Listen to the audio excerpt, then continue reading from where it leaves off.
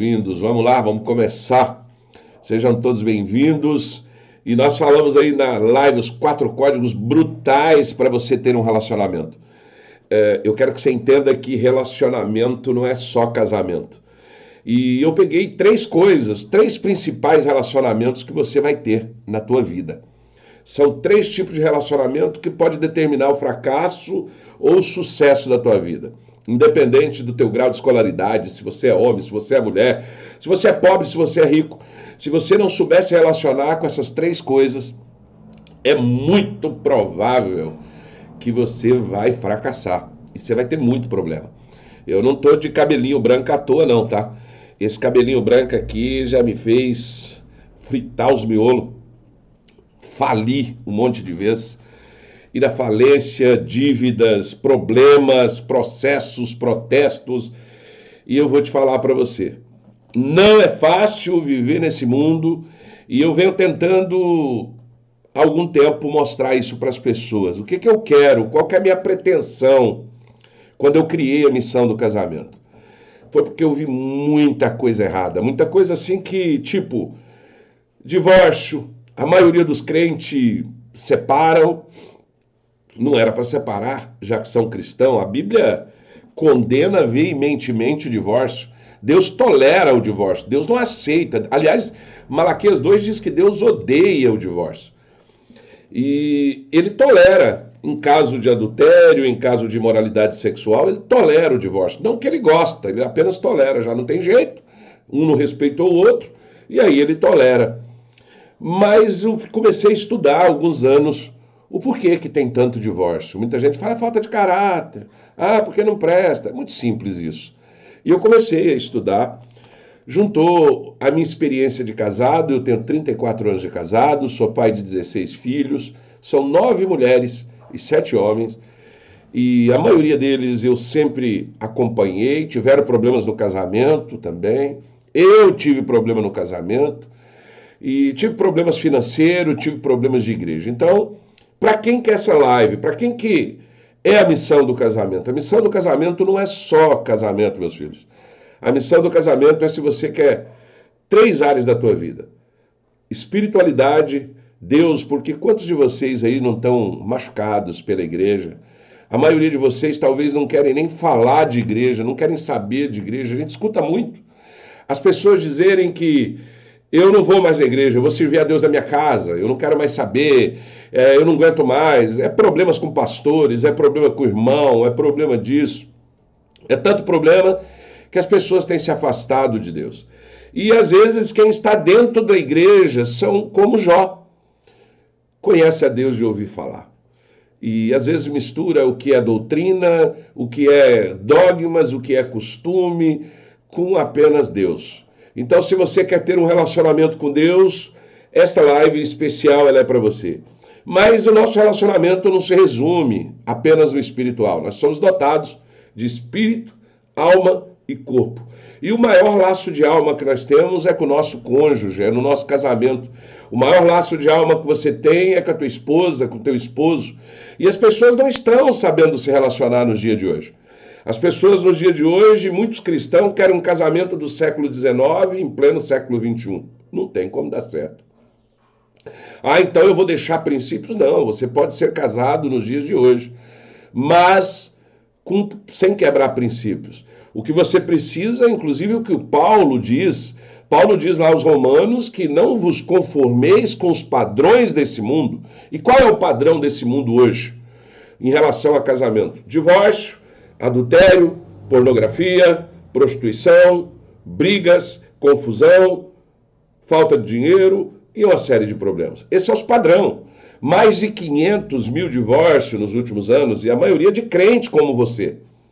Aí você deve falar, mas eu não tenho problema de casamento. Você pode não ter ainda, mas a Bíblia diz que para quem está de pé, ore para que não caia.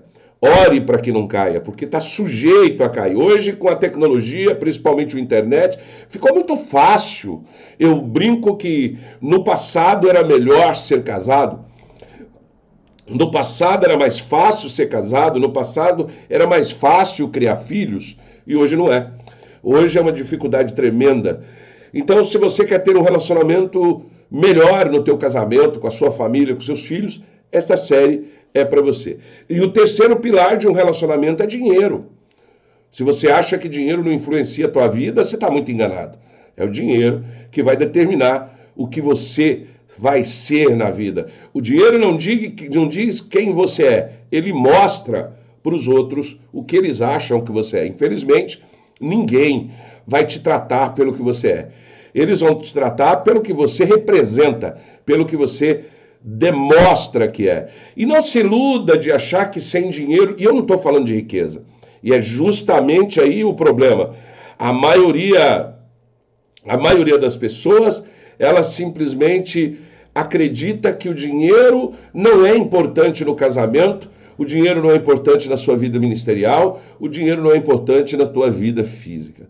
Então, por mais que você não concorde comigo, se eu falar alguma coisa aqui que não é bíblica, aí sim você pode me questionar.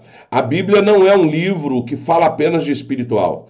A Bíblia é um livro que fala sobre espírito, alma e corpo. Lá em Tessalonicenses está escrito que sejamos irrepreensíveis em corpo, alma e espírito até a volta de Jesus. Então, se você é cristão e quer ter um melhor relacionamento com Deus, se você é cristão e quer ter um melhor relacionamento no teu casamento e um relacionamento com dinheiro, estas lives, a série Os 4 Pilares Brutais de um Casamento, de um Relacionamento, vai te ensinar isso.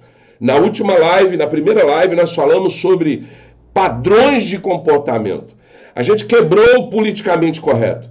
A gente quebrou um pouco daquelas dúvidas. O porquê que tem crente, e eu digo isso porque eu já fui assim. Por exemplo, tem pessoas que oram, jejuam, vão à igreja, lê a Bíblia e tem uma vida desgraçada.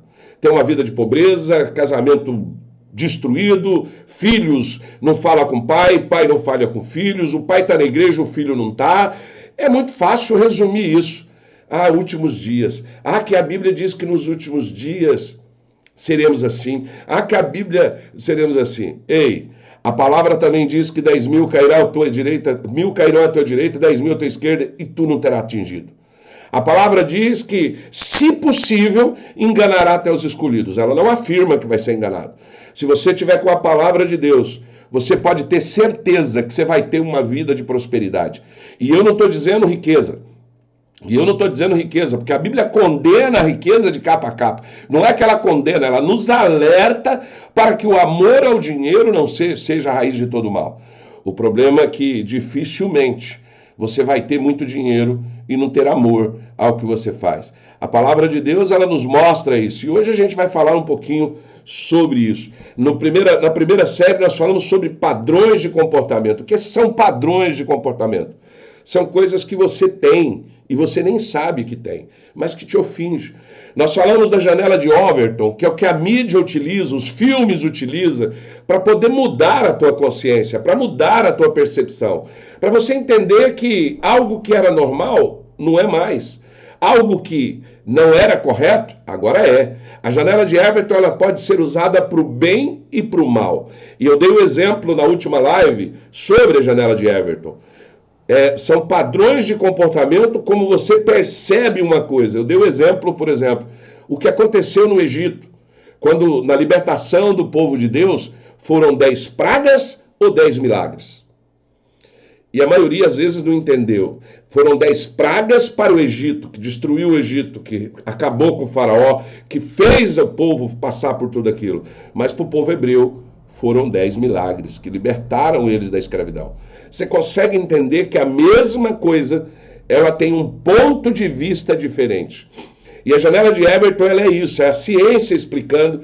Eu não falo aqui apenas de teologia, eu falo de ciência, eu falo de psicologia, eu falo de filosofia, eu falo de sociologia, eu falo de neurociência e eu falo de teologia, porque tudo isso está na Bíblia. A ciência são ferramentas que Deus deixou para que nós possamos viver melhor. E o padrão de comportamento do homem, tem homem que segue um padrão. Vale lembrar que não existe ciência exata. A única coisa certa, 100% certa, é Jesus. Não existe, essa ciência é exatamente. Não, a medicina não cura tudo. A medicina não resolve tudo. O direito não é 100%. Nenhuma lei é 100%. Nenhuma ciência ou metodologia é 100%. E a minha também não é. Mas existem regras e exceções. E a regra é que homens têm padrões de comportamento. Mulheres têm padrões de comportamento. Então eu peguei apenas 4 aqui na primeira live. Na primeira eu falei dos 4 comportamentos do homem. O que o homem precisa para ter um bom relacionamento com Deus, com a esposa e com dinheiro. E também depois falei os 4 comportamentos no segundo capítulo, os 4 comportamentos, padrões de comportamento da mulher, que ela precisa para lidar com o marido e com ela mesma, que ela precisa para lidar com Deus e que ela precisa para lidar com dinheiro e casamento. Então o que acontece? São 4 padrões que, se juntos, um depende do outro, um precisa do outro. E esses 4 padrões, quando se tornam uma só carne. E quando há uma só carne, agora hoje nós vamos falar dos 4 pilares brutalmente verdadeiros do casamento. Eu não sei se você está casado, eu não sei se você quer casar, eu não sei como que está a sua vida no casamento, mas sem esses 4 pilares, você tem grande chance de fracassar. Eu não quero saber se você tem 10 anos de casamento, 50 anos de casamento. Existe uma coisa, por exemplo, às vezes a pessoa fala que mas meus parentes têm 30 anos de casado, 50 anos de casado. Ei, está acontecendo um movimento no mundo chamado de divórcio cinza. O que é o divórcio cinza? São casamentos acima de 30 anos que estão pendentes para o divórcio. Está tendo muito casamento de pessoas que já são casadas há 20 anos, há 30 anos e estão divorciados. Não tem traição, não tem briga, não tem nada. Simplesmente olha um para o outro e diz, não dá mais. Eu não aguento mais, eu estou preso, para mim não serve mais, eu não estou feliz nesse casamento, para mim não está bom. E a maioria são de crente. Aí você, que é ignorante, que não tem o conhecimento, vai dizer, é porque não era crente. Porque crente não separa. Está assim, ó, de crente separando. Está assim, ó, de crente envolvido em falcatrua. Está assim, ó, crente não é diferente de ninguém. Crente é humano, é gente. E se não tiver conhecimento, Osés já dizia, há 4.000 anos, o meu povo padece por falta de conhecimento. Bora lá! Hoje nós vamos falar, depois de ter falado tudo isso, hoje nós vamos falar sobre os 4 pilares. Então, quando o homem e a mulher se tornam uma só carne de verdade, sem moagem, sem fingimento, quando o homem entende o que ele precisa para ele cumprir a lei, a missão do casamento. Qual é a missão do casamento? É na alegria e na tristeza, na saúde e na doença, e na riqueza e na pobreza. Será que o teu casamento resiste à tristeza, à depressão, à ansiedade? Será que o teu casamento resiste na saúde, na doença? Será que se a sua mulher ficar doente por anos, você continua casado com ela? Será que se o seu marido ficar doente, será que você consegue manter o casamento? Será que você sustenta a tua família, mulher? Será que na riqueza seu marido não vai te trocar por uma novinha? Ou você não vai trocar ele por um homem melhor? Será que na pobreza você não aguenta? Será que você vai aguentar o teu casamento? E é para isso que, para acontecer isso, para que seu casamento resista aos dias maus, os que nós estamos vivendo e os que virão, você precisa, o teu casamento, depois de se transformar em uma só carne, você precisa se fundar em 4 pilares. E que pilares sobre esse? A gente entendeu as verdades duras dos padrões do homem e de mulher, sobre o que o homem precisa, sobre o que a mulher deseja, e no fim das contas a pergunta que fica é, como dar ao outro essas 4 coisas? Como que uma mulher pode dar para um homem paz, respeito, admiração e sexo? E como que o homem pode devolver para a mulher segurança, proteção, felicidade e amor? Esta é a pergunta. A resposta está em construir uma parceria. Eles são quase... Você tem que entender que um casamento é toma lá da cá. Eu vou usar um exemplo, sem citar nomes, de hoje. Hoje eu recebi uma mensagem assim, pastor, semana que vem os meus pais fazem 50 anos de casado. E a minha esposa não lida bem com meus pais. Ele não lida bem não gosta da minha família não gosta dela, ela não gosta da minha família, e eu quero ir lá fazer uma festa, eu quero estar com meus pais, junto com a minha família, nos 50 anos. O que fazer? Ela não quer ir, nem quer que eu vou sozinho, eu quero ir sozinho. Olha o atrito, olha o problema. Se você não tiver esses 4 pilares que eu vou falar hoje, dificilmente você vai resolver um conflito tão simples que pode gerar um aborrecimento tão grande. Às vezes os casais não se entendem mais, não conversam mais, não negociam mais e se esquece que o casamento, ele é uma base de toma lá da cá. Isso mesmo. Casamento, ninguém tem obrigação de nada. Eu não tenho obrigação de agradar minha mulher não tem obrigação de me agradar, eu tenho as minhas vontades, elas têm a dela e assim nós vamos vivendo e de repente nós não entendemos mais, de repente eu não suporto mais ela não me suporta e a gente divorcia. Olha que lindo.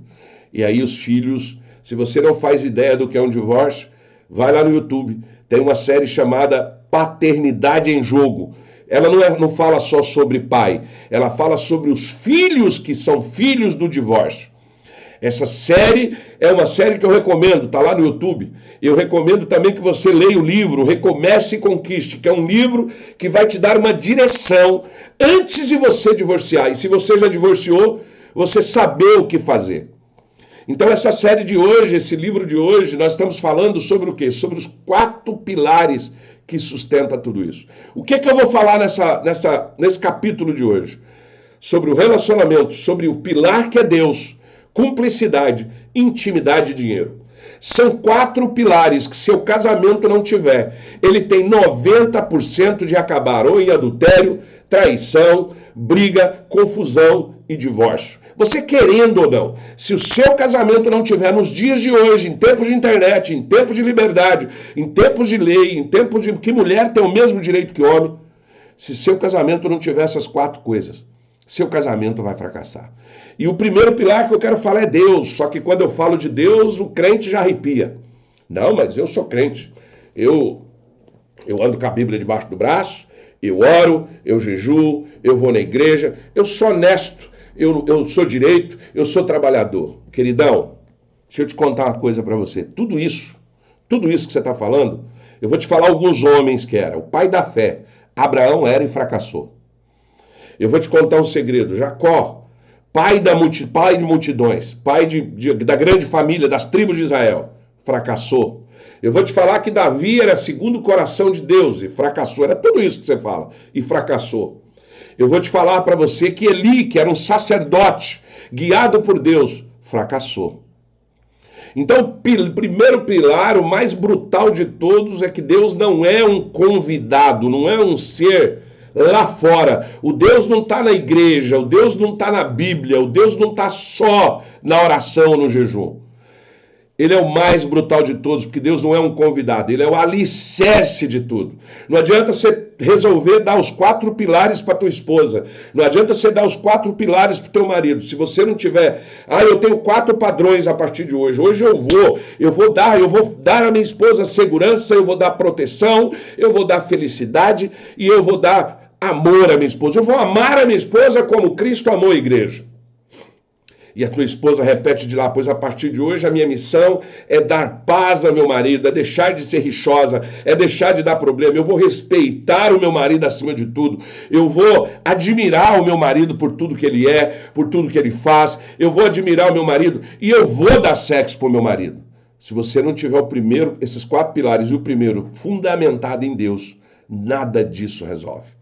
Não é sobre Deus que você conhece, sobre o ritual da religião, mas sobre Deus, não é conhecer a Deus. Eu uso sempre o exemplo, Jó. Lembra quem era Jó? Jó era um homem que o próprio Deus disse, reto, justo, fiel, se desvia do mal, e na terra, como ele não há. Ei, homens e mulheres, você já imaginou se Deus falasse isso de você? Olha lá a Jandira Ribeiro, olha lá a Josinelba, olha a Silvia, olha o Oliveira. Isso Deus falando. Vamos imaginar aqui, homem e mulher reta, justa, fiel, que se desvia do mal igual eles não têm. Você já imaginou isso? No entanto, se você ler o capítulo de Jó, você vai entender que Jó não conhecia a Deus. Jó era arrogante, soberbo, prepotente. Jó se achava melhor do que Deus. Se você não acredita, vai ler o livro de Jó. Teve 4 amigos que repreenderam Jó. 3 estavam errados e foram punidos. Mas Eliú, o jovem, ele disse que Jó queria ser Deus. Ele disse que Jó era arrogante, prepotente. Lá em Provérbios 16, 6,16, perdão. Está escrito, 6 coisas o Senhor odeia, a 7ª tua alma abomina. E uma das coisas que está lá escrito que o Senhor odeia é olhos altivos. Pastor, o que é olhos altivos?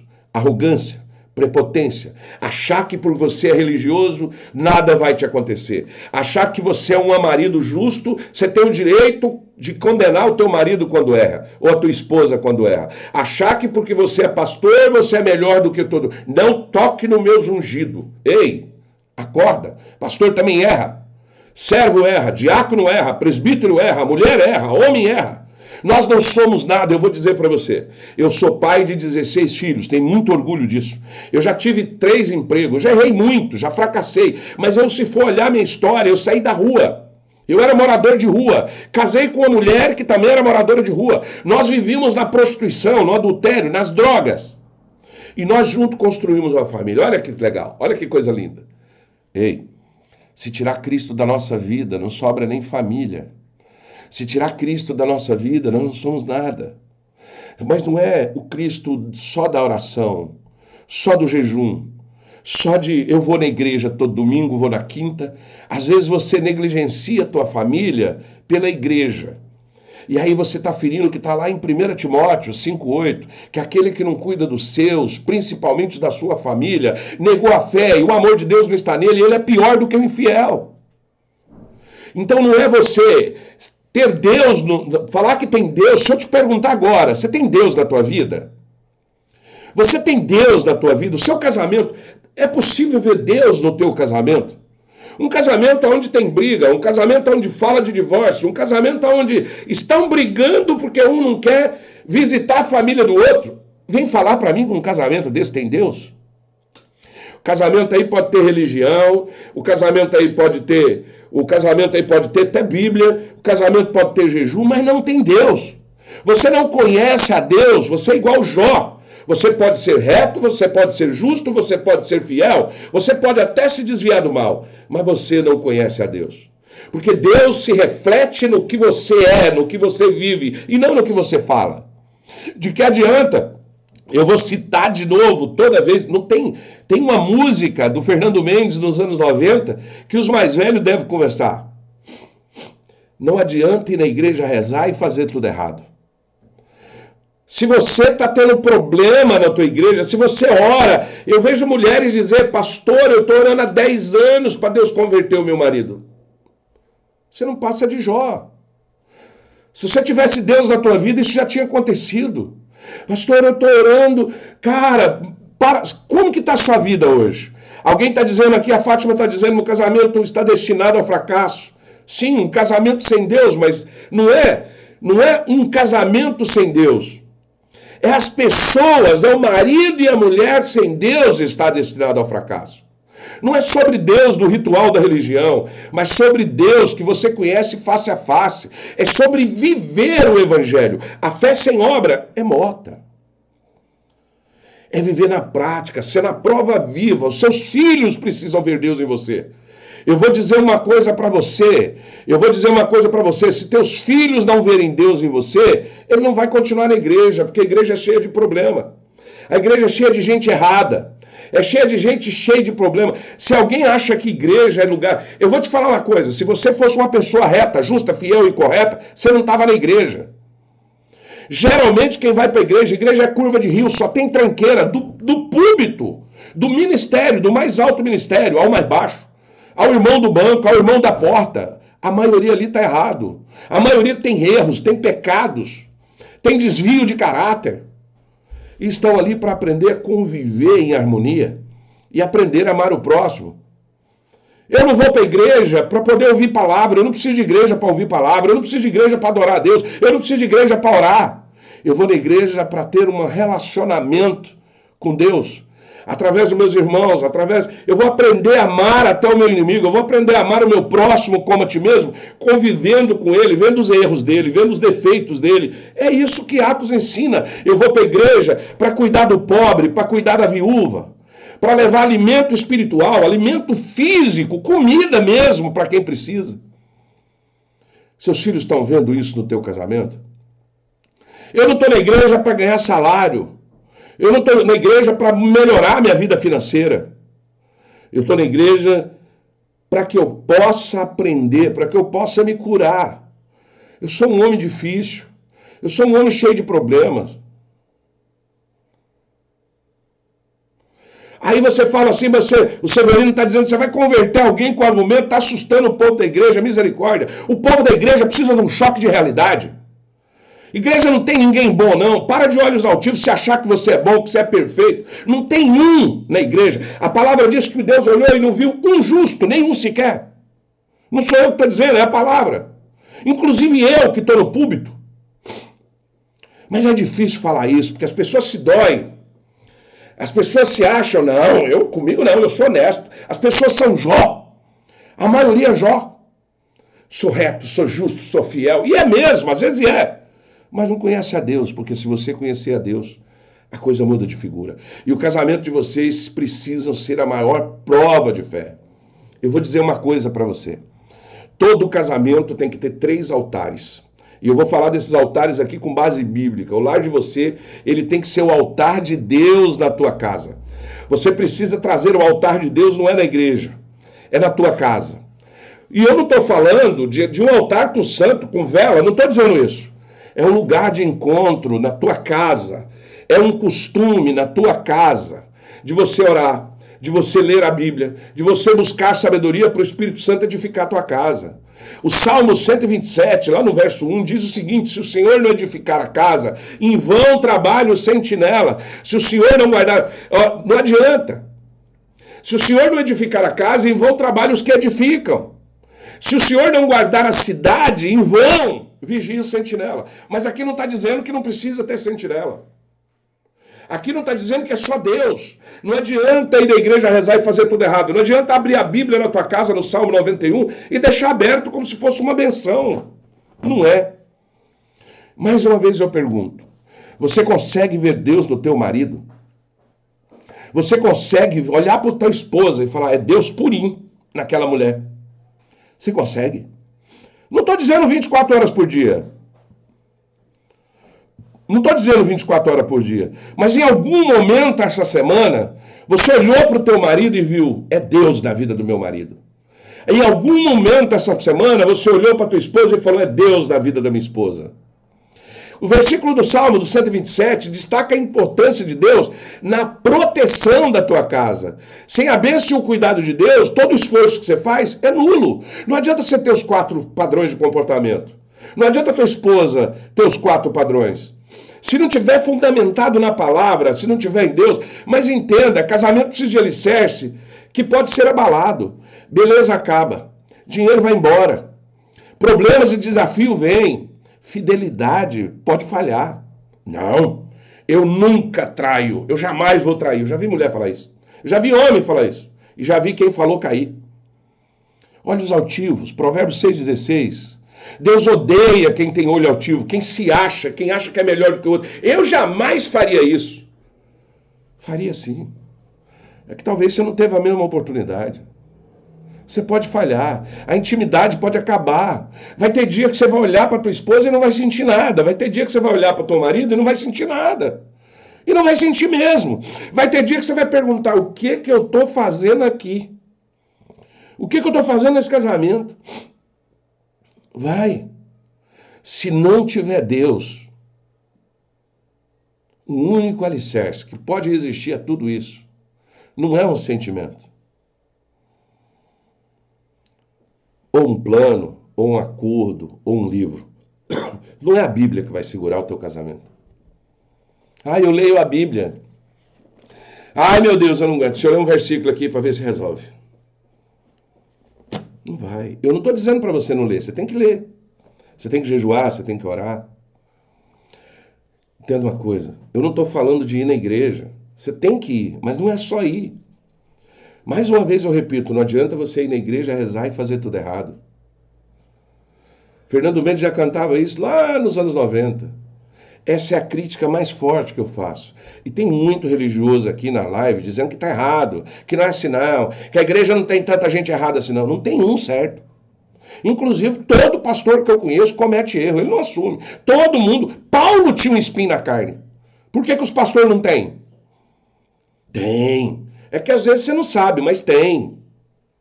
Aquele irmão de banco não tem um ali que não está arrebentado. Tem muitos ali que saem dali dando glória a Deus, mas quando ele chega em casa, é um inferno. É um inferno. Isso não é vida. Como que eu falo que eu tenho Jesus e a minha vida no meu casamento é um inferno?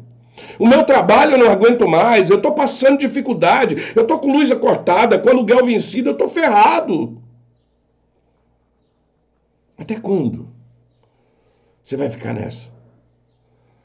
Não adianta ter a Bíblia na mesa, o nome de Jesus nos lábios. Ah, eu coloquei um versículo na minha bio do Instagram. Você vive aquilo? Você vive? Como que está a sua vida hoje? Seja honesto com você mesmo. Não precisa escrever aqui no comentário, não. Para um pouquinho agora. Para 2 minutos. E fala assim, se eu pudesse dar uma nota de 0 a 10 para a minha vida, quantos por cento Deus está nela? Como que as pessoas podem ver Deus na minha vida? E eu não estou preocupado com gente lá de fora. Eu estou preocupado, meus filhos estão vendo Deus na minha vida? Porque para eles quererem ir para a igreja... Olha, no dia de hoje eu vou te contar um segredo. O mundo lá fora é bom demais. Não se iluda, não.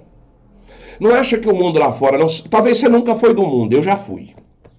Eu já fui.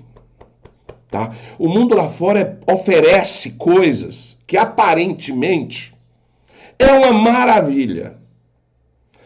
Seu filho não vai para a igreja, porque eu vou te falar, ele olha para a igreja, ele vê o que ele vê? Ele vê chato, ele vê liturgia, ele vê doutrina, ele vê regra, ele vê costume, é só isso que ele vê. Ele vê fofoca, ele vê crente derrubando crente, ele vai para a internet, é a Assembleia falando mal da Adventista, a Adventista falando mal da Lagoinha, a Lagoinha não sei o quê, um massacra a Malafaia daqui, o outro massacra o Edkivitz dali, não, esse porque esse aqui é de direita não presta, porque esse aqui é progressista não vale nada, é o que o seu filho vê. E eu não estou aqui para dizer quem está certo e quem está errado. Eu estou aqui te dizendo o que ele vê. Ele vai falar assim, eu quero isso para mim? Eu quero essa vida de cão que meu pai e minha mãe leva? Quero não. Quero não. Eu não vou para a igreja, não. Você pode olhar que a maioria das igrejas tradicionais só tem velho e cabeça branca. Pouco jovem. Aí você fala assim, mas o jovem quer vida boa, que não sei o quê. Ei! Qual a hipocrisia de vida que você tem? O que sustenta casamento não é conhecimento, não é faculdade, mas a nossa intimidade com Deus. Eu vou repetir, Jó, no início da sua jornada, quando você começa a ler o livro de Jó, gente, me impressiona demais começar a saber que Deus, o próprio Deus, olhou para um homem na terra e disse, como ele não há. Eu não quero nem saber do resto, eu só estou avaliando isso. Cara, foi Deus que viu Jó e falou, olha lá, olha que homem reto, olha que homem justo, olha que homem direito, olha que... Mas vai lá, pode ir lá e tocar nele e arrebentar com ele. Porque falta alguma coisa, Deus não faz nada sem propósito. Você duvida? Jó era justo, era próximo, mas era religioso, não tinha conexão com o pai. Somente depois de perder tudo, ele teve um encontro, transformou a vida e fez conhecer a Deus face a face. Ele fala lá no capítulo 42, no verso 5, e eu conheci a Deus de ouvir falar.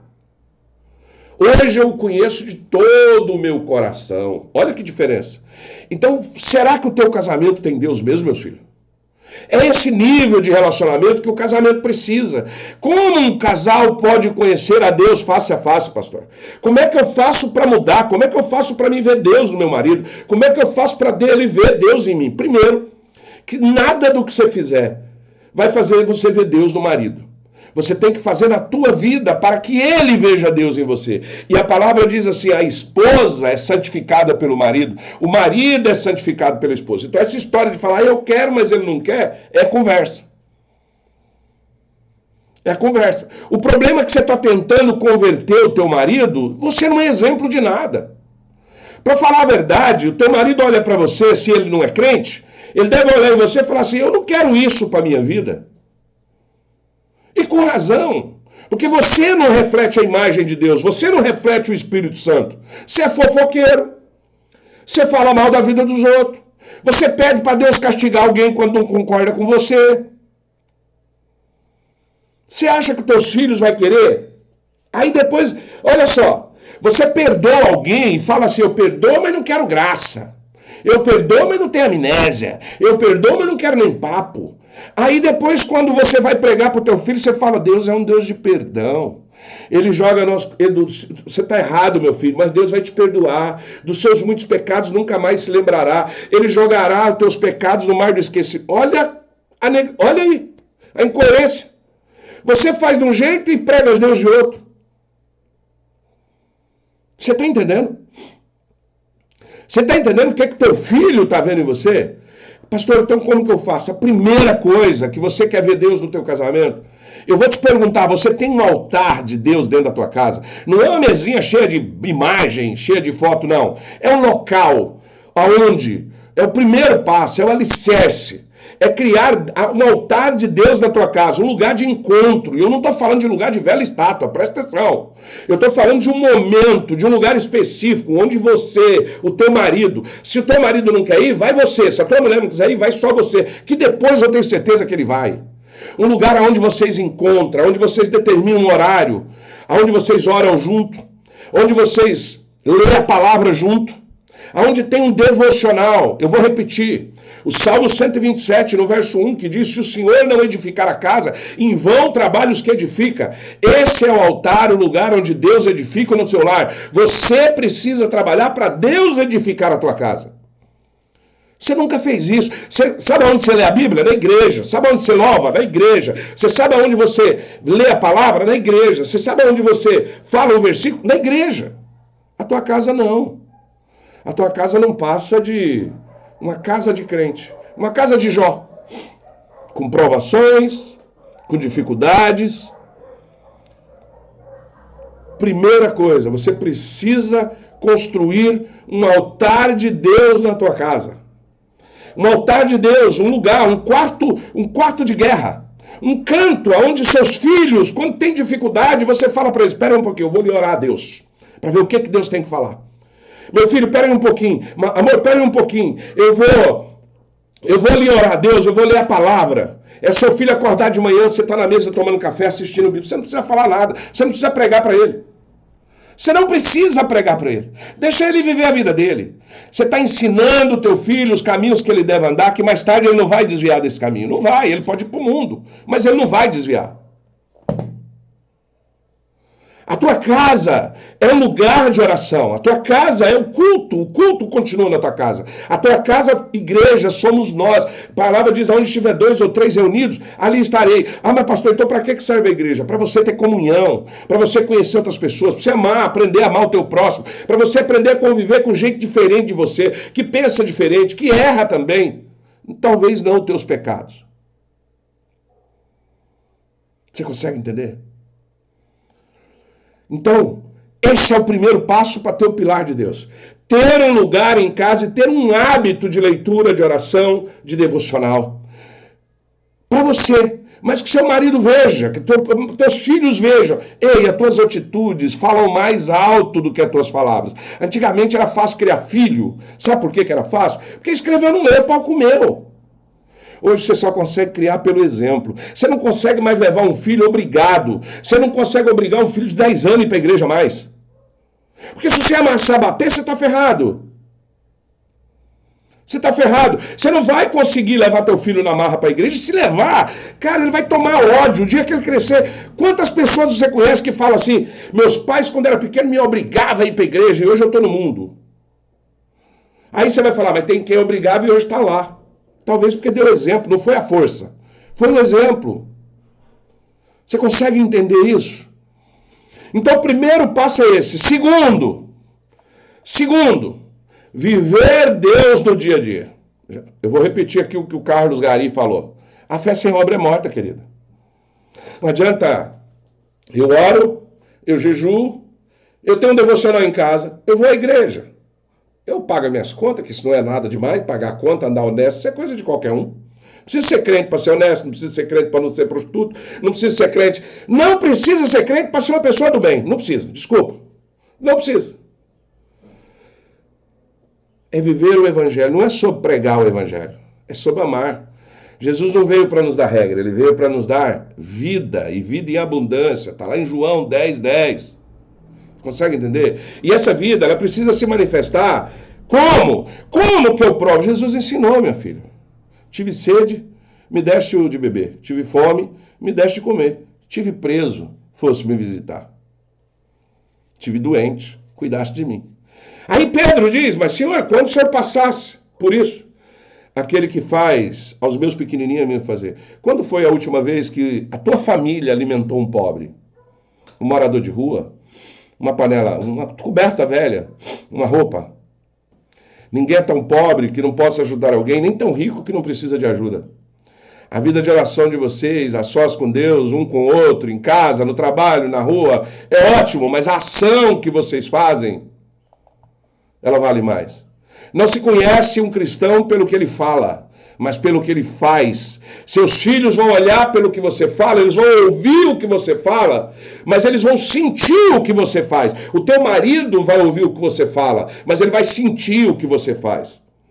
É impossível ver Deus num casamento se esse casamento não tem atos de fé. O que é atos de fé? Não é só orar e jejuar, não. É cuidar do próximo, é matar a fome de alguém. Quando foi a última vez que você visitou um bandido? Lá na cadeia, um presídio. Não, pastor, mas lá só tem bandido. Bom, Jesus falou assim, que estive preso, fosse me visitar. Então você é melhor do que Jesus. Então você acha que uma pessoa que está presa não merece a tua visita. Não, mas a minha igreja já faz um trabalho. Quando foi que você foi no hospital alimentar alguém? Ou que seja com a palavra ou com comida. É comida, gente, é arroz, feijão. Ser crente não é só levar a palavra, é só da oração, não. A função de um pastor não é só ir lá e orar por você, não. É ir lá e perguntar se o seu aluguel está atrasado, a igreja pagar para você, juntar um monte de irmão, fazer uma vaquinha. Eu digo isso porque a minha igreja faz isso. Se tem um irmão, 1 Timóteo 5:8, aquele que não cuida dos seus, principalmente da sua família, mas quem é os meus? Não adianta eu ir fazer marketing, pregar o evangelho. Aí eu vou ajudar as criancinhas da África. Aí no teu bairro, na tua casa, na tua igreja, tem gente passando necessidade, você não ajudou. Não, ele que se vira. Eu vou ajudar quem está passando fome na África. É que na África dá mais marketing, né? Na África a propaganda é maior. E aquela parte que é o que está a mão direita a fazer, a esquerda não vê, essa não conta. Se você está homem, se você está vindo... Se você que é homem, está me vendo aqui agora, está me ouvindo, eu sei que você seja pragmático. Você vê Jesus no dia a dia da tua esposa? Como o Espírito Santo é visto na tua mulher? E você, mulher? Como você vê Cristo no teu esposo? Você tem visto? Ah, eu não tenho visto. Mas ele vê em você? Você sabe qual que é o problema maior que não muda? Você conhece a verdade. Dizem que a verdade é liberta. A verdade está dizendo o seguinte: primeiro você. Você não tem que preocupar. Eu falo aqui nas minhas lives do evangelho da pá e da enxada. O da pá é aquele, nossa, meu esposo podia estar aqui ouvindo essa live. Nossa, meu filho tinha que estar aqui ouvindo essa live. Você está só capaz jogando fora. Só está para lá. Ei, o evangelho de Deus é enxada. A palavra é para você, não é para o teu vizinho, não é para o teu amigo, não é para o teu esposo, não é para o teu filho, é para você. Primeiro eu preciso amar o próximo como a mim mesmo. Eu não amo nem a mim, como é que eu vou amar o próximo? Eu não conheço nem a mim, como que eu vou amar o próximo? Você consegue entender? Não adianta ir na igreja e fazer tudo errado.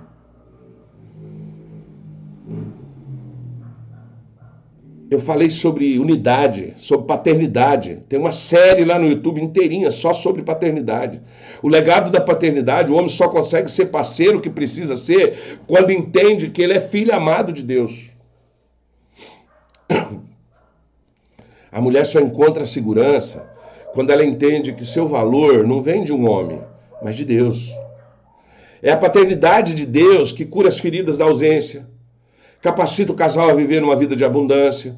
É a paternidade de Deus que vai te enfrentar, que vai te ajudar a enfrentar os desafios, que vai te ensinar a perdoar, que vai te ensinar a não errar tanto. É a paternidade de Deus que vai criar para você uma conexão entre marido e esposa, filhos, pai, mãe. E aí o amor vai se tornar um reflexo de Cristo no homem, e ele vai ser um homem que diz lá em Efésios 5:25, onde a paciência torna o espírito, torna fruto do espírito, como está lá em Gálatas 5:22. E essa união torna um testemunho vivo. As pessoas olham para o teu casamento e vai dizer: eu queria ter um casamento desse. Ei, eu vou te fazer uma pergunta. Seja honesto. Você queria ter o casamento que teus pais tiveram? Mulheres, você queria ter o marido como seu pai foi para tua mãe? Homens, você queria, pensa bem, você queria ter uma esposa igual a tua mãe foi para o teu pai? Vocês queriam ter um casamento igualzinho do teu pai e da tua mãe? Responde aí para mim. Nós temos aqui mais de 500 pessoas no TikTok. Tem pouquinho aqui no Instagram. Mas responde aqui no TikTok para mim. Eu não. Deus é mais. E você quer que teus filhos no futuro falem isso de você? Pois vai falar. Pois vai falar. Então esse é o primeiro pilar. Deus. Você tem Deus. Se você quiser aprender sobre mais esse pilar, eu tenho um livro especial para você. Ah, o pastor quer vender livro? Eu não recebo salário de igreja. Eu não cobro, eu nunca você vai ver eu aqui pedindo Pix, nem pedindo oferta. Eu não prego sobre dízimo. Eu não recebo salário da igreja que eu congrego. Eu sou como Paulo, eu prego o evangelho e eu vendo tendas. E o que é a minha tenda? Paulo fazia tenda para ajudar no orçamento. Eu escrevo livros. Toda essa minha pregação, eu tenho nos meus livros. Com base bíblica, com base teológica, com base psicológica, com base... Eu fui professor 10 anos. Eu sou casado há 34 anos, eu tive 16 filhos, eu tive problemas com filhos, eu fui um péssimo pai, eu fui um péssimo marido. Eu estou te ensinando os padrões para você ter um casamento que talvez o teu pai e a tua mãe tiveram. Talvez eles não te falaram o que eles passaram. De repente, antigamente, para uma mulher manter um casamento era fácil, ela não podia nada, nem abrir a boca. Filho, se maltratasse o pai, quantas vezes eu vi, meu pai bastava olhar torto para nós que nós já entendia. É claro que se você olhar, se seu pai olhasse, você não entendia, ele te moía no cacete depois. Dá para fazer isso hoje? Não dá. Mas é possível ter filho obediente? Eu tenho. Ah, porque eu tenho filho, meu filho mais novo tem 10 anos. Eu tenho filho de 14, eu tenho filho de 17 ainda. Que mora comigo. É criado na base do pau? Não, é criado na base da disciplina. É criado na base da vara? A vara aqui não é surra, é disciplina. Não, a vara é surra sim. Então a vara pode bater em adulto, em idoso, porque Paulo pergunta para o povo de Timóteo, vocês querem a misericórdia de Deus ou a vara de Deus? Então quer dizer que é para Deus bater? Eu não vou entrar nesse assunto. A cumplicidade. Agora nós vamos no segundo pilar de um casamento. O primeiro foi Deus, agora nós vamos no outro. Cumplicidade. Um homem e uma mulher não vivem junto se não tiver cumplicidade. Pastor, o que é cumplicidade? Lá em Gênesis 2:24 fala. Uma só carne. Já ouviu isso? Uma só carne. E como eu sei que eu tenho cumplicidade com meu marido? Esse é o segundo pilar. Esse é o pilar que elimina o eu e o meu. Para que tudo seja nosso. Um casamento não existe meu carro, não existe minha casa, não existe meu sapato, minha nada. É nosso. Não existe casamento onde a cumplicidade não tem. Mas para ter cumplicidade no casamento, para entender que casamento não existe senha, a minha senha no celular, a minha senha no e-mail. Ai, eu quero a minha privacidade. Você quer privacidade? Filho na minha casa não tem privacidade. Eu não tenho privacidade. Quer dizer que eu não tenho? Meu quarto é minha privacidade. Ei, eu já falei isso aqui. Neste celular que eu estou falando com você agora. A minha esposa tem acesso ao meu Instagram, tem acesso ao meu TikTok, tem acesso aos meus e-mails, meu WhatsApp. Meus filhos têm acesso a cartão de banco, a senha bancária. Se eu morrer hoje, eles não vão ter problema nenhum. Eles vão acessar todas as minhas redes. Tudo que eu tenho. Você consegue entender? Cumplicidade não tem privacidade. Eu quero privacidade, pastor, e a minha privacidade? Fica solteiro. Aí eu sou filho, eu quero a minha privacidade. Vai alugar uma casa, vai morar sozinho. Mas como que eu faço para ter cumplicidade? Mais um altar que você tem que construir. Eu vou falar hoje aqui de 3 altares. O altar da família. Pastor, o que é o altar? O altar de Deus, eu já entendi, é aquele lugar para orar e tal. E o altar da família? Chama-se mesa. E mesa não é um exemplo de um pedaço de pau com 4 pés. É tempo de mesa. Um casamento é feito de toque, conversa e presença. O problema é que você trabalha demais, você sai de manhã, só volta de tarde, quando volta cansado, humilhado, pisado, correndo atrás de dinheiro, se capota na cama, você não quer saber de mais nada. Você não tem tempo para conversar com teus filhos, você não tem tempo para conversar com a tua esposa. Quando conversa é para resolver um pepino, ou então para criar uma briga. Mas é na mesa. O tempo de mesa, ele pode ser um tempo na frente da TV vendo uma série, vendo uma novela, sei lá, se você gosta disso, um filme. Tempo de mesa é o tempo que vocês almoçam junto, que vocês tomam café da manhã. É um tempo de mesa, é um tempo que você passa entre você e a tua família, e teus filhos. Ah, pastor, eu trabalho demais, eu não tenho tempo para isso. Eu sei como é que é. Eu tive 16 filhos, na época não tinha tanto junto comigo. Na época só morava 12 filhos comigo. 12 filhos. E esses 12 filhos eu tinha que trabalhar muito para sustentar. Eu não sei se você sabe, mas criar filho não é fácil, não é baratinho. Tem que dar comida, tem que dar roupa, material de escola. Hoje antigamente era baratinho, hoje está mais caro. Na minha época não tinha internet, não tinha celular, não tinha tablet, não tinha TV a cabo, não tinha um monte de coisa. Era mais barato. Televisão era televisão 20 polegadas, estava de bom tamanho. Hoje tem uma de 86 na sala. Hoje muda tudo, hoje está tudo mais caro. Eu tinha 12 filhos, 12, uma dúzia, dentro de casa. E eu tinha que trabalhar igual um cavalo. Eu saía de manhã, ele estava dormindo, eu chegava à noite, ele estava dormindo. Eu não tive tempo de mesa. Eu fui um péssimo pai para meus filhos. Só dei comida, dei roupa, dei casa. Mas eu não ensinei um filho meu a soltar uma pipa. Eu não ensinei um filho meu a andar de bicicleta. Eles não têm memória afetiva comigo. Talvez eles, na velhice, eles nem vão lembrar de mim. Talvez. Eu tentei corrigir isso, talvez um pouco tarde, mas eu corrigi. Eu estou te contando para você não cometer o mesmo erro que eu.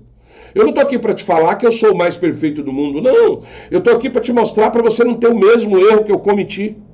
Eu estou aqui para te mostrar, não cometa esse erro que vai te custar caro. Aí depois quando você vê um velho de cabeça branca na internet chorando, meus filhos me abandonou, eu dei dinheiro, eu formei eles. Você formou, mas você não deu o que eles mais queriam, que era presença. Ei, um relacionamento precisa de toque, presença e conversa. Não tem relacionamento com Deus, não tem relacionamento com o filho, não tem relacionamento com ninguém se não tiver toque, presença e conversa. Pastor, como que eu vou ter toque com Deus? Você sente Deus. Se você não sentir, não teve toque. Você precisa conversar com Deus. Você precisa que Deus esteja presente na tua vida. Você consegue entender? Então é na mesa que vocês sentam, se olham nos olhos, se conectam, planejam o futuro, sonham junto, cuidam um do outro. Não é só trabalhando, meus filhos. A cumplicidade, ela é o escudo que protege o casamento de ataques que vocês vão receber. Vai vir fofoca contra a sua família, vai vir fofoca contra os seus filhos. O diabo vai tentar destruir vocês. Mas quando vocês são um cordão de 3 dobras, só a cumplicidade. Se você tiver o pilar de Deus e tiver a cumplicidade, o cordão se fortalece, nada te atinge. Não tem família externa, não tem gente externa, não tem emprego, não tem trabalho, não tem igreja que vai destruir vocês. Se o primeiro pilar é Deus, o alicerce espiritual, o segundo pilar é a cumplicidade. Não se trata só de ser um casal que vive na mesma casa. Ei, tá assim de esposa viúva, de marido vivo. Tá assim de homem que é marido de esposa viúvo, de esposa viva. Tá assim de filho, órfão de pai vivo, órfão de mãe viva. Tá assim, dentro da igreja. A maioria das pessoas que eu conheço, a maioria das mulheres que cantam louvor na igreja, são viúva de marido vivo. A maioria dos homens lá pregando o evangelho, falando, são viúvos de esposa viva. Não se trata de ser só um casal que vive na mesma casa. Viver na mesma casa, às vezes não tem briga. Às vezes não tem discussão, mas tem indiferença, tem silêncio. O silêncio mata mais do que uma palavra. Não se tocam mais, não conversam mais, não se sente mais. E você vem falar para mim que Deus está no teu casamento? Duvido. Vocês estão brigando por uma decisão. Eu quero ver a família, pastor. Não vai porque eu não gosto da tua família. Estão brigando por causa disso. E vocês acham que vocês são um casal? Vocês são dois competidores. Eu não vou falar sobre isso. Mas 90%, eu não estou justificando, não entenda, eu estou explicando. Mas 90% disso acaba em chifre, acaba em traição. Está errado? É claro que está errado. Mas é o que vai acontecer. Vocês não são a unidade.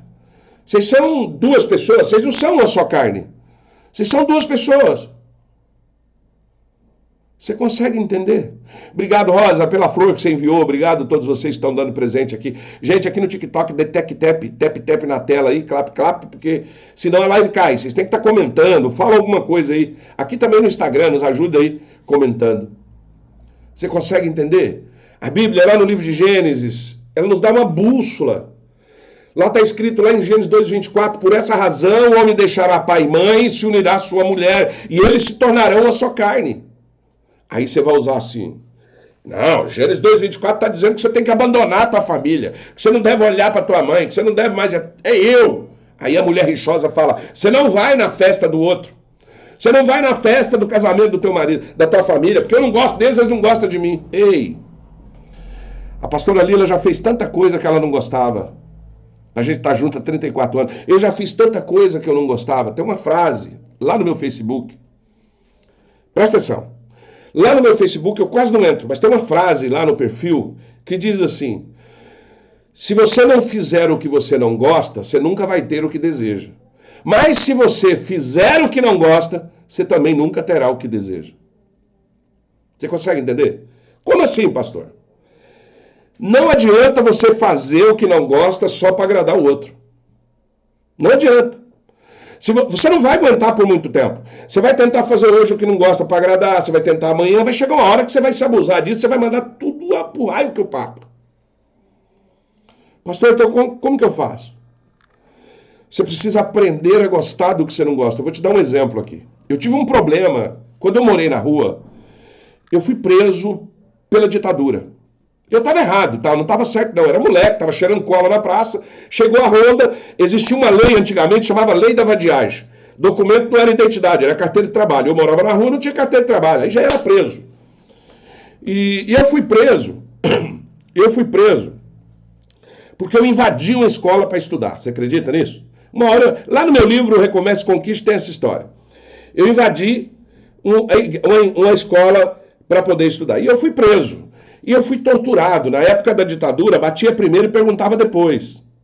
Prendia e espancava. Eu levei choque, afogamento. Eu tenho marcas no meu corpo, na minha virilha, toda queimada de choque. Eu tinha 14 anos, gente. 14 anos de idade. E aí, nessa tortura, um dia fizeram eu comer uma marmitex de macarrão podre. Tinha bicho dentro. Tinha bicho.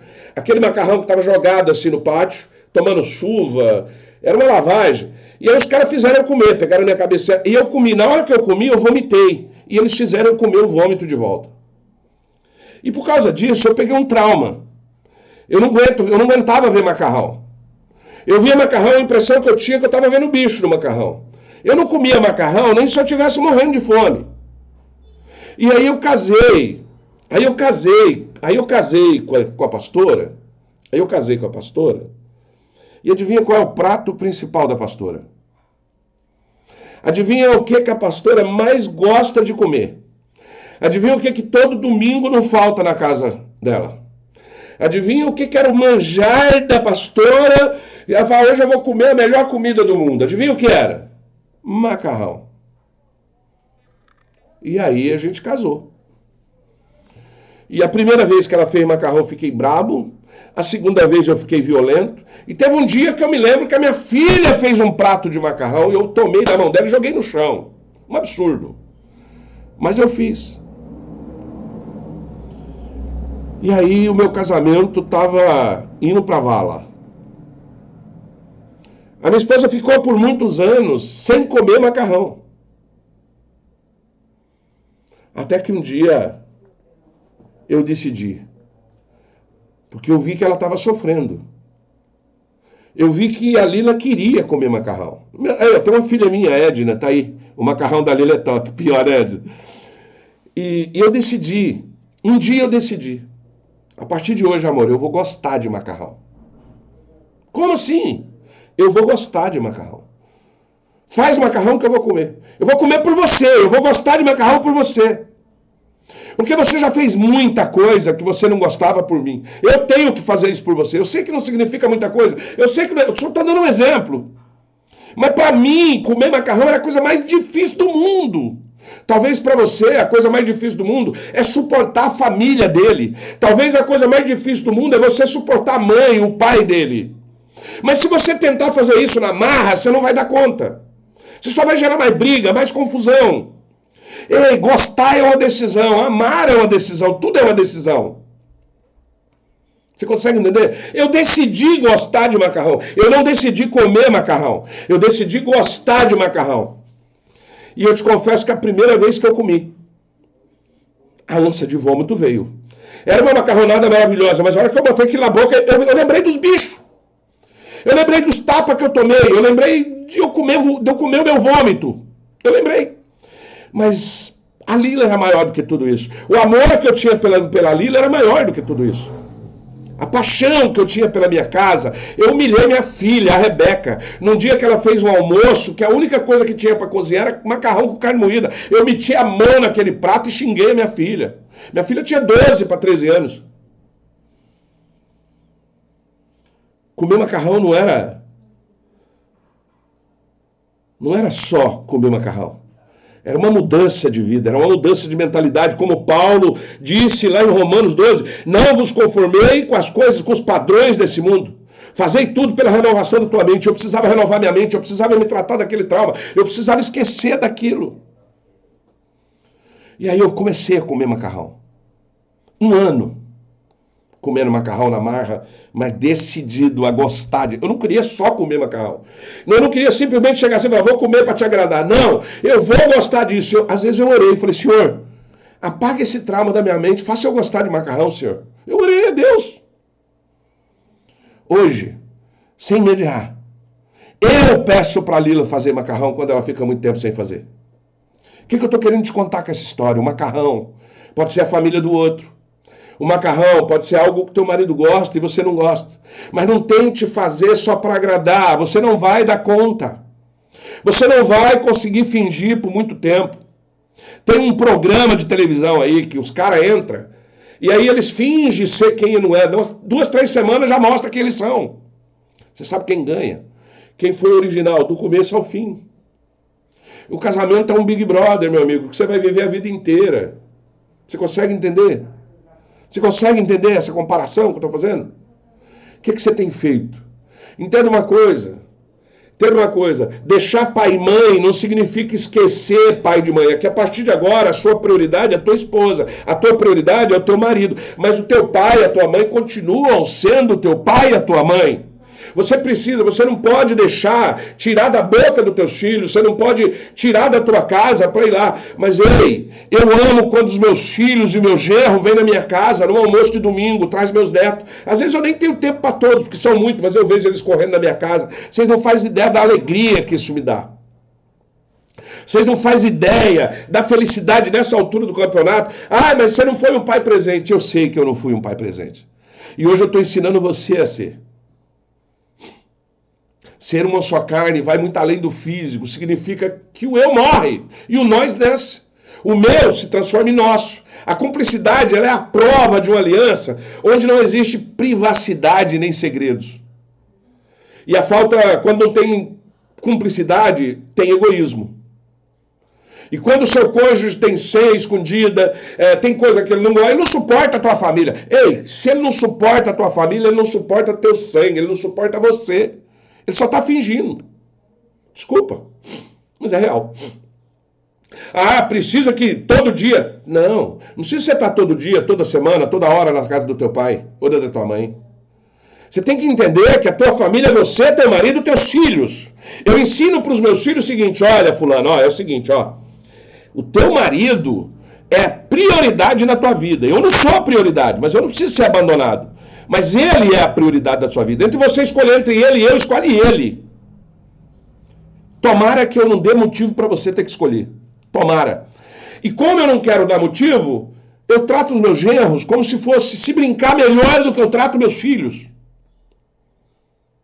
Você consegue entender?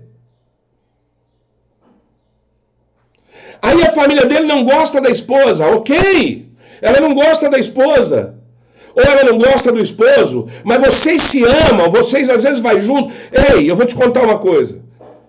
Você acha que a Lila não teve problema com os meus filhos? Porque quando eu casei, eu já tinha 6 filhos. Quando eu casei com a Lila, eu já tinha 6 filhos. Você acha que esses filhos não vêm trazer problema para a Lila? Faz o seguinte, não pergunta para mim não, pergunta para eles como que a Lila trata eles. Como que a Lila recebe eles. Às vezes eu sou mais negligente do que ela. Aí você vai escrever assim, eu não deixo minha mãe e meu pai por causa de macho. Só o fato de você estar chamando o teu marido de macho, você está desprezando ele. Você não passa de uma mulher rixosa, você não passa de uma mulher encrenqueira, você não passa de uma pessoa que você não está nem aí. Porque eu não estou falando em momento nenhum para você abandonar tua pai, mas a prioridade, quando casa, a prioridade da mulher é o homem, a prioridade do homem é a mulher. Não quer isso? Fica só, cara. Fica sozinha, volta a viver com teus pais. Vai lá e chega, pai, larguei do marido, larguei da mulher, eu vim aqui morar com vocês porque vocês é a minha prioridade. Eu não tenho mais ninguém nesse mundo além de vocês. Isso não é honrar pai e mãe. Porque eu vou te dizer uma coisa, eu tenho certeza que eu tenho filha olhando, tenho filho, tenho genro nessa live. Eu acredito que eu tenha. E nenhum deles é para ter prioridade maior por mim do que para o marido ou para a esposa. Mas eu não estou pedindo para eles me abandonar. Eu não estou pedindo para eles me deixar, para nunca mais me procurar. Não é isso, filha, você não entendeu. Mas só quando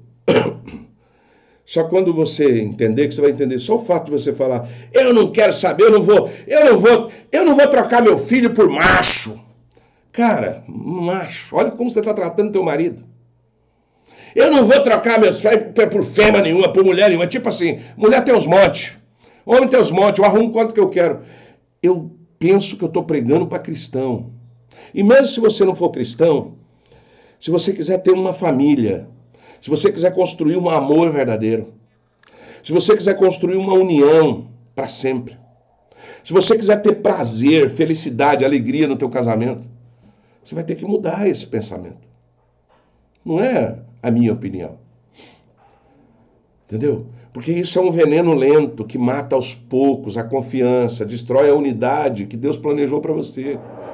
Não é? Quando você fala isso, você não tem cumplicidade, você não tem Deus. Não adianta você falar que tem Deus e fala isso. Eu duvido, não vem que não tem.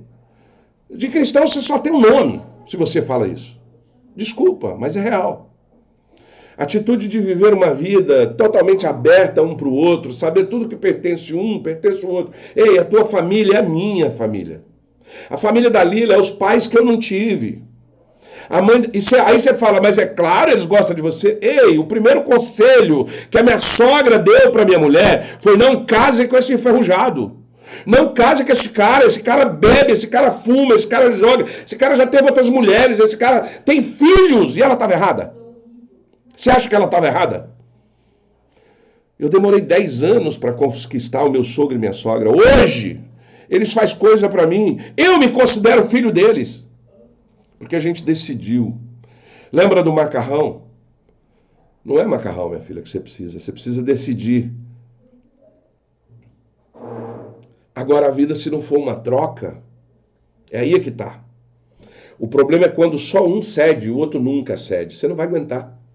Só eu faço, só eu penso. Aí você vai falar, quer dizer que sua mulher não... Eu estou contando o que eu fiz, mas se for olhar o que a Lila fez muito mais. Muito mais. Por mim. Você consegue entender? Você tem que entender o seguinte, se você é pai, eu vou te dar um conselho. Agora eu vou fazer como Paulo. Paulo tem coisa aqui na Bíblia que ele fala, diz eu, não o Senhor. É ele que fala, não é Deus, é ele que fala. Embora inspirado, é ele. Eu vou te dar um conselho. Se você tem filha, se você é casado e você tem filha, você não pode ter um genro, você tem um filho novo, que senão ele leva embora a tua mulher e já era. Se você tem filho, ame a tua nora como se fosse a tua filha, senão você perde seu filho. Essa é a verdade. E eu vou te falar, talvez é motivinho pequenininho. Ah, é motivo para separar? Pastor, não é, mas é o que vai acontecer. Vocês vão começar a brigar, vão começar a se ofender. Ah, mas tem um negócio. A família dele não gosta de mim, pastor. Aí eu vou lá, eles vão me xingar, vão me humilhar. Que homem que você tem que não te defende? Pede para ele ver aquela parte da live que eu falei sobre 4 coisas que a mulher quer. Segurança e proteção. Proteger é defender ela de quando fala mal. Ei, peraí, alto lá. Sabe o que a Lila falou? Pai, é o seguinte.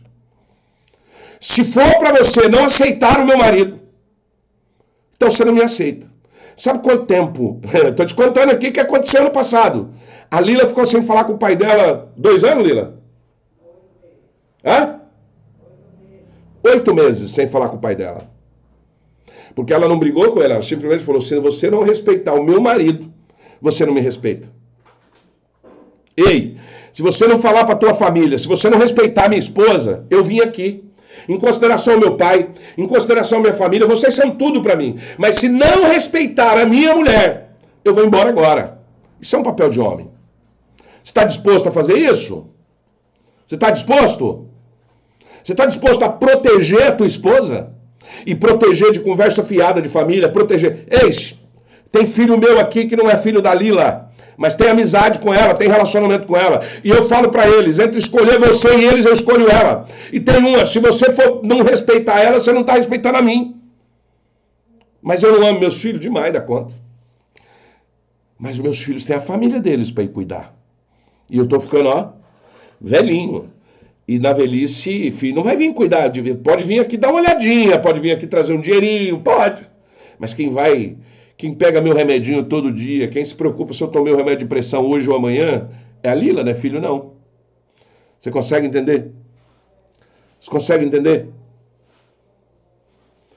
Ah, mas ele não vê isso. Não vê porque você não conversa. Então nós falamos aqui 4 pilares.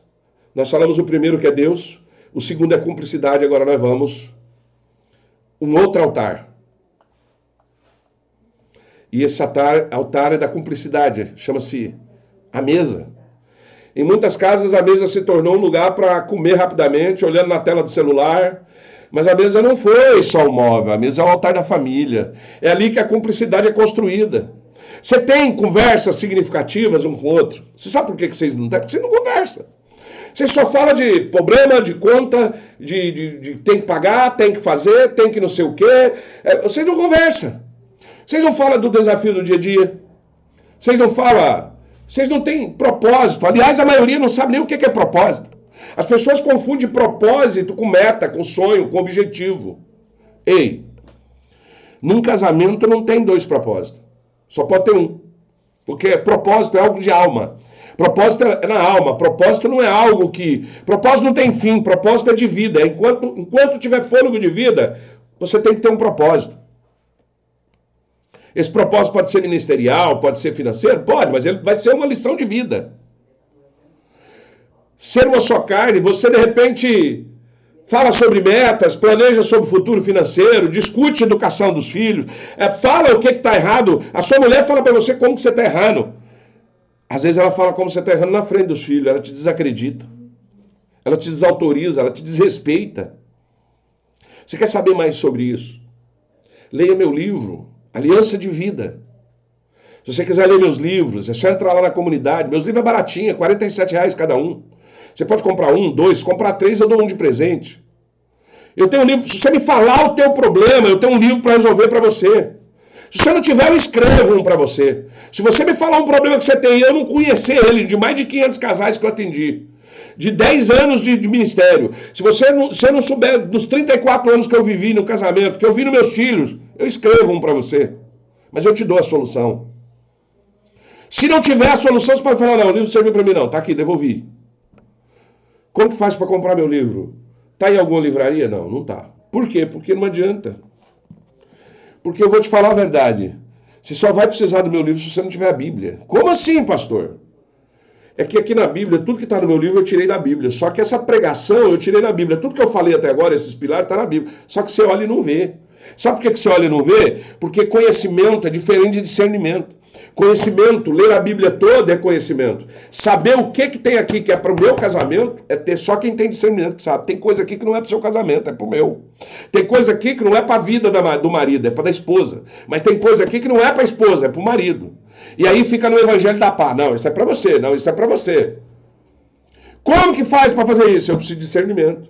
Depois que você tem discernimento, depois que você tiver discernimento, você precisa pedir para Deus sabedoria. Ontem tinha uma mulher falando assim, pois é, eu estou orando há 10 anos para Deus me dar sabedoria para me lidar com o meu casamento. Eu perguntei, quantos livros sobre casamento você leu? Quantos cursos de casais você fez? Nenhum. E você acha que Deus vai te dar sabedoria? Deixa eu te explicar uma coisa para você. Deus não dá sabedoria para quem não tem conhecimento. É a mesma coisa de eu pedir, falar assim, Deus, me dá sabedoria de um médico. Ele vai mandar eu para a faculdade primeiro. Me dá sabedoria, eu estou com um problema na justiça, me dá sabedoria para resolver. Chama um advogado, imbecil. Deus não vai falar assim, quem vai falar assim é o pastor Tonhão, né? Mas se eu fosse Deus, acho que eu falava. Toma vergonha na tua cara, vai estudar. Tem gente que vem, ai pastor, como é que eu faço para resolver o problema do meu casamento? Cara, você não entende de laços familiares, você não entende sobre relacionamento, você não sabe sobre comportamento humano, você não faz ideia de como seu marido pensa, e você quer um conselho para resolver isso? Não vai, filho. Não vai. Ah, mas eu vou orar, você vai morrer de orar, você vai fazer calo no joelho. Eu conheço, outro dia aqui na live, eu não estou contando experiência minha não, é o que acontece aqui. Pastor, eu estou orando a vida, orei 20 anos pro meu marido. Ele foi embora com a amante. Bem feito para tu. Bem feito para tu.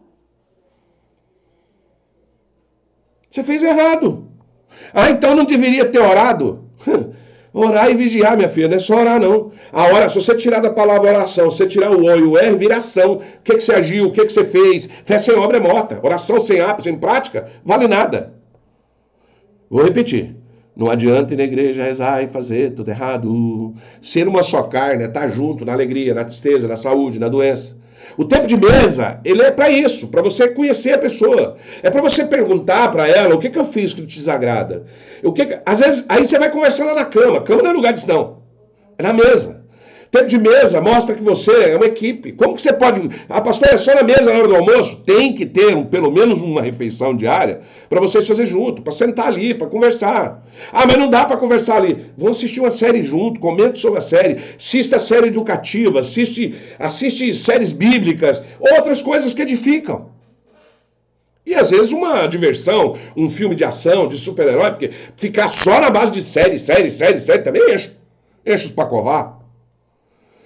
Vocês precisam entender que vocês são equipe. Vocês precisam, para planejar, para crescer, vocês precisam planejar. Vocês não são duas pessoas que habitam numa casa. A cumplicidade é a cola que une o casal, e sem ela a intimidade não existe. Ponto. É impossível ter intimidade, que é o nosso próximo pilar, sem você ter cumplicidade. E eu vou falar, não vai dar para mim fazer essa live tudo num capítulo só, vou ter que ter o capítulo 4, amanhã. Porque até agora eu falei de 2 princípios, de 2 pilares. Se eu for falar de mais 2, é mais 1h30, e lascou, já estou 1h30 falando, 1h20 minutos. Então o que eu vou fazer? Os próximos pilares é a intimidade e a prosperidade. Mas eu só vou falar na próxima aula. Não dá para falar hoje, o tempo não vai dar, não tem como. Não tem como, porque literalmente o tempo é pouco. Eu vou abrir para pergunta, se você quiser assistir mais. Nós estamos falando aqui dos pilares de um casamento. E até agora nós falamos só de dois: Deus e cumplicidade.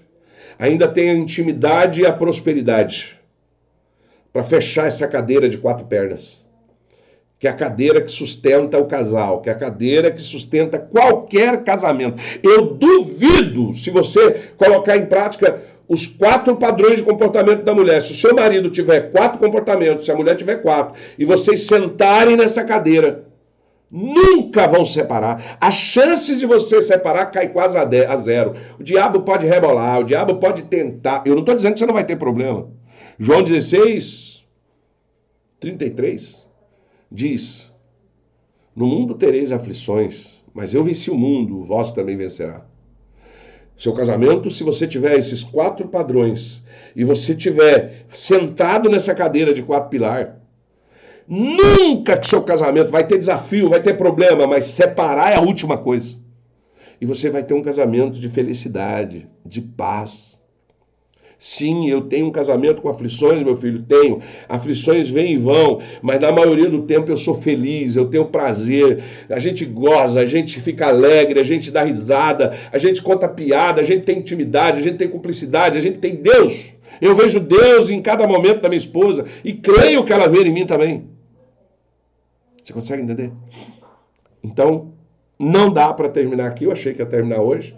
Amanhã, meio-dia, eu estou de volta para que a gente termine os 4 pilares brutais para que você restaura, cura, sara o teu casamento. E eu convido você amanhã, vou deixar aberto aqui agora para perguntas. Vamos fazer aqui agora uma terapia em grupo.